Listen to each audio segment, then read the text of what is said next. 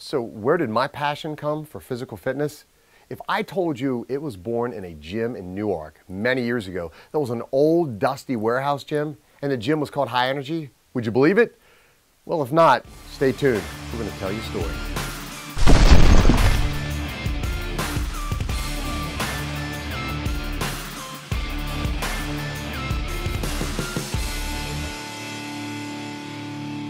Hi everybody, it's Mike from 1614 Fitness, and I want to share with you the fact that my passion for fitness was actually born, actually created at High Energy, the gym, a legendary, iconic fixture in the city of Newark for years.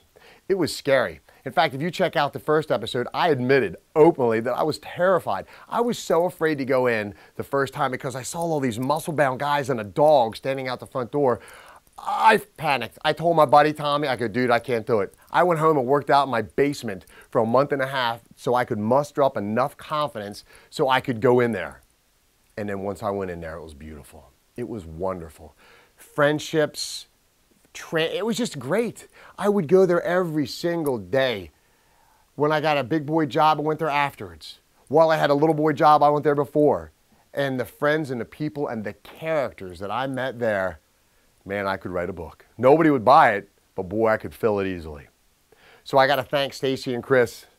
You guys built something to change my life. That moment when Tommy asked me to come to High Energy, it was a game changer for me. It was a big time game changer because it would change not only my life, but ultimately it would change the lives of countless other people. Because 1614 Fitness would not be created had it not been for High Energy. Relationships, babies, businesses would have never happened. The first episode, we talked about the butterfly effect. And we talked about how some small, seemingly inconsequential actions can change the course of history. Well, Tommy did it. Tommy called me on a regular phone, as antiquated as that sounds, with a cord, by the way, which is really antiquated, and invites me to a gym. I say, sure. Too intimidated, I go back. But we ended up going to the gym and going there together. That moment, that phone call, that hesitation, that go back changed the course of my life. Not only mine, but babies were born, relationships were made, businesses were made, and friendships have been made and kept ever since. So that one phone call, that one occurrence changed the course of my life, and it changed the course of countless others. So Tommy, I appreciate it. But High Energy Gym and the energy and what I saw there every day, I saw people go there, and as soon as they walked in, they were happy. There was a weird magic about people wanting to be there. And I knew one day I wanted to create the same thing. Because what a great piece of magic. You know, that was like a little weightlifting Disney World. People would come in and would just have fun. And if I could be lucky enough to do that, just make it that big compared to what they did, I would be so excited. So that's when it was born. I had a big time direction. See, because I talked about in the first episode where I didn't have direction, and that lack of direction got me relocated from the University of Delaware. Well, relocation means that I was ousted. I had direction in high school. For the first time in my life, I didn't. I got myself back in Del Tech. I realized I wanted to work in radio, so I found a job. But because of High Energy, I found a passion. That passion and that job I thought would marry perfectly. Here's how I saw it working out. I was going to go to college, get my degree, work in radio. I was going to be a morning guy, afternoon guy, nighttime guy. I didn't care. I was going to be on the radio. I was going to enjoy it, and I was going to accumulate a little bit of local fame. Not much, a little.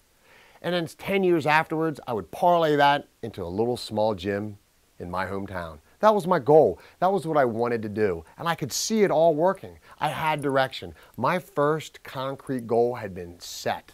I was in. Everything I needed was right there. All I needed to do was figure out how to make it happen. So I find myself at Del Tech. I know beyond a shadow of a doubt, I got to get out of the 2-year program and get into a 4-year program. So I start looking. Wilmington University, a long time ago, used to be Wilmington College. And before it had the big student center, the big campus, and those wonderful buildings, we were in little tiny trailers, and we were on Route 13. But they had a great communications program. It was a 4-year school, and I'm like, this is it. This is where I'm going. It's a 4-year deal. So I'm like, all right, when does it start? It started perfectly in terms of when Del Tech was going to end. I was set. I took a look at the prices. I said, oh, we got ourselves a problem. See, because in the first episode, you heard very clearly that my dad said, no, dude, you got relocated. I was going to pay for the first. I ain't paying for this one. So paying for college was on me. A blessing in disguise? Yeah. Because when I was writing a check to Del Tech, man, I studied. And I studied hard, and I got A's. All right, so now I got to go to Wilmington, which was considerably more expensive. I didn't realize that Wilmington College was a private institution, which means fancy. It's just more expensive. All right, Houston, we've got a problem. What am I going to do? Because I had enough money accumulated where I could pay for the first semester, but that's it. I had not a penny left. My dad taught me the ability to budget. I had money set up. Once I wrote that check for my first full semester at Wilmington, which I had to do, by the way, because my dad's insurance program, if I wasn't a full-time student, I wasn't covered in any sort of insurance program. So I needed to get 4 classes, and I had just enough money for 4 classes. So I enroll at Wilmington College at the time. So I had been a year removed or a couple years removed from baseball. So I'm like, you know what? Let me see if I can get a scholarship. I thought the old kid could still play some baseball. So I set up an appointment. We have a meeting. We go over this. We talk this, and they knew who I was, and I knew who they were. We're talking scholarship. And they said, listen, we'll give you partial, but can't give you any more than that. We can find money through all these programs they can do. We can do something, but we can't do it all. So I figured, well, if they can do part, that means I have no money. I won't be able to work because I'm going to be playing ball all the time. From a budget perspective, that just didn't work. And was I going to go in and play pro ball? No. Dude, I couldn't throw and I couldn't hit a curveball. So this was a waste. I was done. I officially retired from baseball that day. I needed a job. Stay tuned for another butterfly effect because it's coming. So anyway, I needed a job, but I know I needed to go to school. So I go to Wilmington College on a total whim. I have enough money for 1 semester. So I go. I'm taking all my intro courses. I got those few courses that would transfer. I'm going okay. I have no idea how I'm going to pay for the next semester, but everything's okay. So one day, I'm at High Energy, my home away from home, working out. A dude who I've seen in the gym, but didn't know. I didn't know who he was. I didn't talk with him. We didn't hang out. We didn't even lift. Friendly enough, I just didn't know him. Out of nowhere, he comes up to me and goes, hey man, do you work with kids? I go, what do you mean? No, I work at a video store. He goes, I saw you in the paper and you were working with a special needs child. I go, when did you see me in the paper? He goes, I saw you on the front page of the sports. You were wearing a football helmet or sitting on a football helmet and you were talking about a girl, a blue goal game. I go, my gosh, that was years ago. Oh yeah, we were doing a project at work and we had these old newspapers out and I saw your picture and I thought, I know this guy from the gym. I says, well, no, I don't. I worked with her. See, for those of you who don't live in Delaware, the blue goal game, it's a big deal. And it's a great big deal, meaning it's a great project. They take seniors from the various high school teams and play a game. The football game is the biggest. You get the North guys, the South guys, and it's a 2-week program. You go to the dorm, you live, you practice, you play. But throughout that 2-week program, you are connected with a buddy, one of the athletes from Special Olympics. You go and do events with that person. And it's an awesome event. All the money that's made from this football game goes to Special Olympics. I had the opportunity to establish a relationship with an athlete from Special Olympics. And they took a picture of us. They wrote a big story about us because I was the first to do it for my school. So I said, well, yeah, I had a great time and I felt very comfortable with her, but why do you ask? He says, well, listen, I work for the state of Delaware and we are in need of people to work in this job. I said, well, what is it? He says, well, it's for the the State of Delaware Department of Child Mental Health. It took me a second. Department of Child Mental Health. It's no longer in existence. They divided it all up and renamed it. But that's what it was. They worked with abused children. The home that he worked out of was located in Middletown. He says, listen, we need part-time help and we need it desperately. And if you're comfortable working in that environment, you might be a good fit. Well, I needed a job and I had to believe that that job would pay better, would have better opportunities than my video job. So I took him up on it. I took the interview, I went through the whole process, I took a tour of the facility, and we hit it off. Everything was fine. And talk about a life changer. Talk about a butterfly effect. Think about that for a second. Let's call this gentleman Dan. Dan is at the facility working on some art project, and they would collect newspapers because they would use them for paper mache or whatever they would use them for. He pulls out a box that's 2, 3 years old, sees a picture of a guy.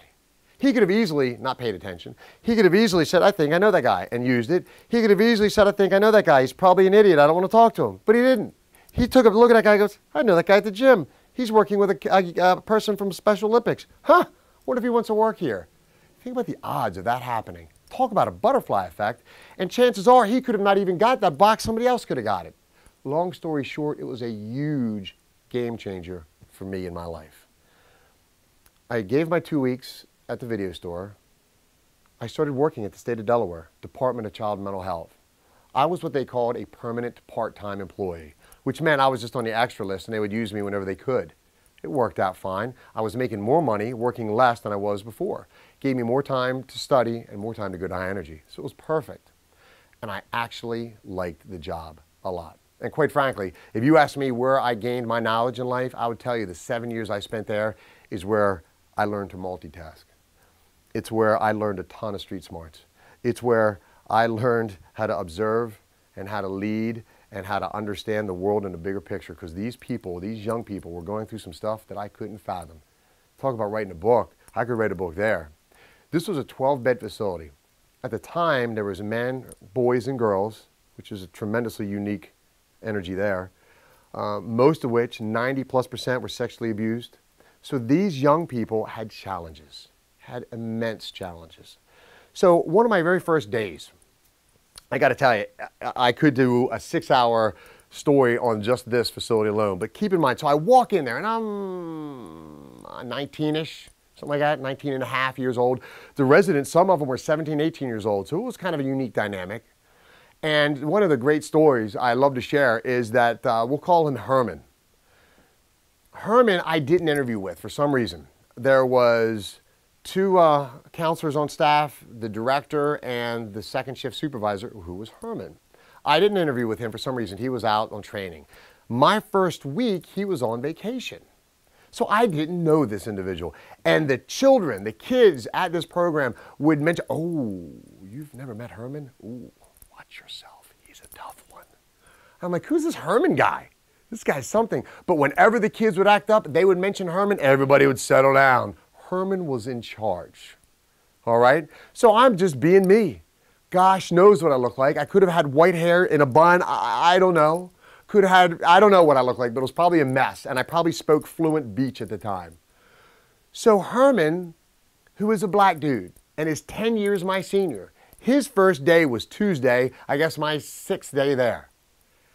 And he looks at me and I look at him and I grin. And I said, hey baby, my name's Mike. And he put his head down and was like, who is this child and why is he working on my shift? He openly did not like me. He did everything in his power to make me quit. Everything, every task, every job, any undesirable thing that had to be done, it was this guy who was doing it. I knew he hated me. I didn't know why he hated me, but he hated me. Come to find out, he looked at me as just a live wire. He's like, this guy is volatile and he's not going to be good for what we're doing. But the crazy thing about it is, he is my longest running friend. I met him when I said, 18 and a half, 19 years old. I'm almost 50 and I see him and talk to him all the time. As time went on, I became his right-hand man. As time went on, I became the guy who covered for him when he wasn't on call. As time went on and he moved on, I took his position. So Herman, God bless you, brother. You taught me a load, and I'm about to share with you the biggest lesson that he taught me, and he did it within the first month. So thank you, Herman. But that being said, we were a facility that incorporated passive restraint. There were times when our residents would become out of control. And our philosophy was simple. We are not going to allow you to hurt anyone else. We're not going to allow you to hurt yourself. We're not going to allow you to hurt the state property, and we're not going to allow you to hurt me or my staff. So we were taught ways to physically restrain folks. Ironically enough, I became the person down the road that would facilitate these classes. But in the beginning, I was a rookie. I knew nothing. So I remember the first 2 or 3 weeks I was there, something was getting shaky. And this young man needed to get restrained, and I was first man there.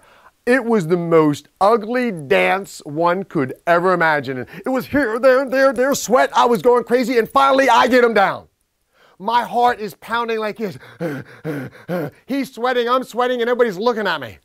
I got him on the ground, he's safe, I'm safe, but I'm about to have a nervous breakdown. Because when somebody is out of control, your heart starts to pump. I was, okay, I'm good. Herman walks up to me, calm as a cucumber, and he says, baby, you're good. I got him. Get up with yourself. Calm yourself down. And I'm like, yeah, I'm good. Just watch him. He's going to twist on you, Herman. Not good. So we finally get him restrained. Everything's good. I'm sweating. My shirt's untucked. My hair's going all over here.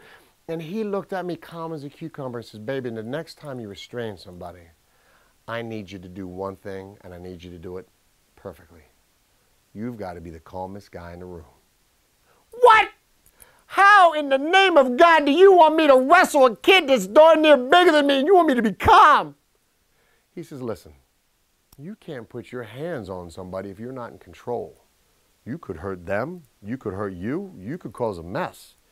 You need to be in complete control of yourself before you have any hopes of controlling somebody else. And I remember almost hyperventilating, thinking, this man is crazy. I was out of my mind.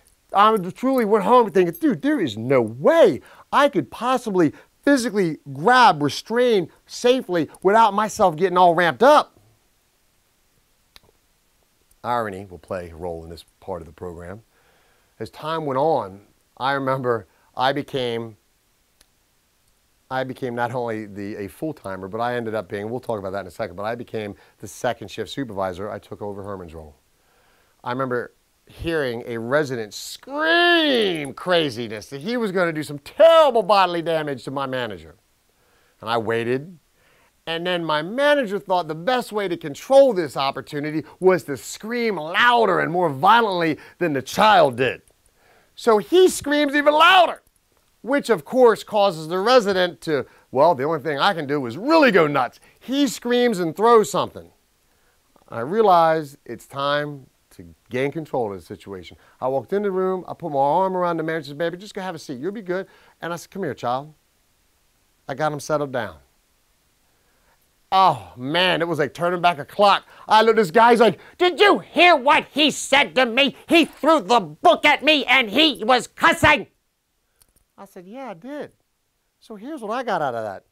So at 8:59, I've got one crazy child. At 9:01, I've got one crazy child and one crazy staff member. I have doubled my craziness in 60 seconds. This is bad. I gawked out of the hallway. I said, come here, come on. I put my arm around my staff member. I said, just sit down. Just please sit down. I got this. Everything's fine. And I calmed the child down. And then it was as if I went back in time. I said, Bud, what are you doing? I can't have two crazy people. I already had one. I can't double it. I've become Herman. It's all happened. What I thought I could never do, I'm now in charge of helping others do. And come to think of it, that would play a big role in my fitness world, wouldn't it? But that job taught me a ton. So let me go back a little bit. So I'm a permanent part-time guy. I'd work a couple shifts a night, 4 to 12, which worked out perfectly because my class schedule, I could work around it. It worked out wonderfully. And then about 4 or 5 months into it, they promote me. I become permanent part-time. I become a permanent part-time B, which means I've got tenure. I can stay. I'm not on the extra list. I'm on the schedule every month. I know when I'm working. This is good. A, B, whatever they called me. But that was me. I was in. And I'm getting good grades and things are okay, but I'm really running short on money. Money's not good. I had accumulated a little bit because I'm making more and I could get more shifts. I took any shift I could. But I knew that I was in trouble because I was trending not good. My grades were still good. Everything was good, but money not so good. About that time, one of the guys we worked with got hired. He got hired as a state police officer and there was an opening. I never thought about it. I never thought about it at all. They approached me and said, hey Mike, you interested in being permanent? I go, permanent? What do you mean? You interested in being full-time? I go, full-time? Well, I don't know. And I remember thinking, I don't know if I can do that. But then I thought about it. If I do that, that solves my financial troubles. I went years and years without buying myself clothes or fast food. People think I was a health nut then. It's just I couldn't afford it. I had enough money for books in school and that was it, and gas. I said, wait a minute, if I'm full-time, and I realized I can do this. I can go full-time, work full-time, school full-time, pay my bills, and everything will be okay. I'm certainly not going to graduate in 4 years, but I can at least make this happen. I accepted that position, and I was busy. I didn't have time to go play. I didn't have time to live what we're going to call the standard college life. I worked full-time. But another thing I got benefits. I got vacation. I got sick days. I'm here now, all of a sudden, I'm cranking 20, 21 years old. I'm cranking like, you know what? I'm kind of a big boy. I've come a long way since that day I resigned from the job after one day. That changed my world. But I've come a long way. We were able to pull ourselves up from the bootstraps and move past that. So I'm working full-time at the state of Delaware, earning benefits, my own insurance. I'm getting holiday time, vacation time, calm time, and more importantly, dude, I'm paying for college. I've got a goal, I've got direction, I've got a major, and I can pay the bills. Talk about feeling better about yourself. I gotta think, when I resigned from that job, personally, I was at a low, the biggest low that I can think of, and it was a steady climb up after that. That moment, it was a pretty good feeling. That was a high, because I felt like I could take care of my own business, and I was proud of that. So we're moving on. Life is good. And I thought that I'd seen all the crazy changes in my life. I thought high energy, crazy change. State of Delaware, crazy change. Getting kicked out of school, crazy change. Can I rewind for a second? Here's a fun story. I get relocated from the University of Delaware. The gentleman who kicked me out becomes a client of mine at 1614 Fitness. 6, 7 months into his membership, I see him in the locker room. I go, hey, Doc, can I tell you a funny story? He goes, yeah, Mike, what's up? I go, you wrote me a letter around 10, 15 years ago. He says, no. I said, oh, yeah. He looked at me without even blinking and says, well, I guess it all worked out for you, didn't it? And Doc, I guess so far so good. All right, let's come back in present time. So I'm working for the state, and life is good. I'm paying my bills. I'm getting good grades. And then I get promoted to what they call an activity director. That made me feel good. I'm a director. And not only am I a director, but I got my own grease board. I get like this big, fancy, pantsy grease board that everybody pays attention to. Oh, I'm big stuff. I'm big time, guys, big time. So my job was to come up with activities. Come up with activities that were conducive for our behavior modification program, that were conducive to our budget, which was no budget, conducive to the restrictions that our residents had. We had a Tuesday night level 3 trip. Every Tuesday we had a level 3 trip. And what we would do is we would take the residents who earned level 3 3 days in a row. They would earn points and in turn earn levels that would give them different benefits. Everybody wanted to be level 3 because you got more of this, you got more of that, and ultimately you could go on level 3 trips. So I did those, and I come up with weekend activities. And then, butterfly effect. It's a warning because we got a big one coming. One would come that would change my life forever. And if you thought I had craziness before, well, let's just say this is going to change my life more than ever. So let's just say I find a flyer of an activity and I call the man who runs this activity. I say, listen, I have 12 children. I would love to get free tickets to one of your events. But if you can only give me 8, 6, whatever you can give me, it would be great. But I know they would love it. But I got to make sure, is this a family-friendly activity? Oh, absolutely. Here's what I'll do, sir. Talking to me. I'll give you 8 tickets. 8 tickets every time we have an event, we'll call it. Wink, wink. And I said, great.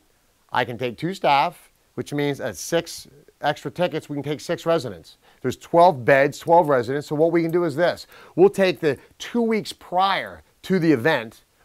Whichever 6 residents earns the most points will get to go with me and another staff member to this event. And wow, what a success that was for the behavior modification of our residency. But what a storybook freak show of a change it would cause in my life. But you want to know what that is, probably. And I want to share it with you. And we'll talk about whatever that crazy event was at the next episode. You got to tune in. Hey, I'll see you at the gym.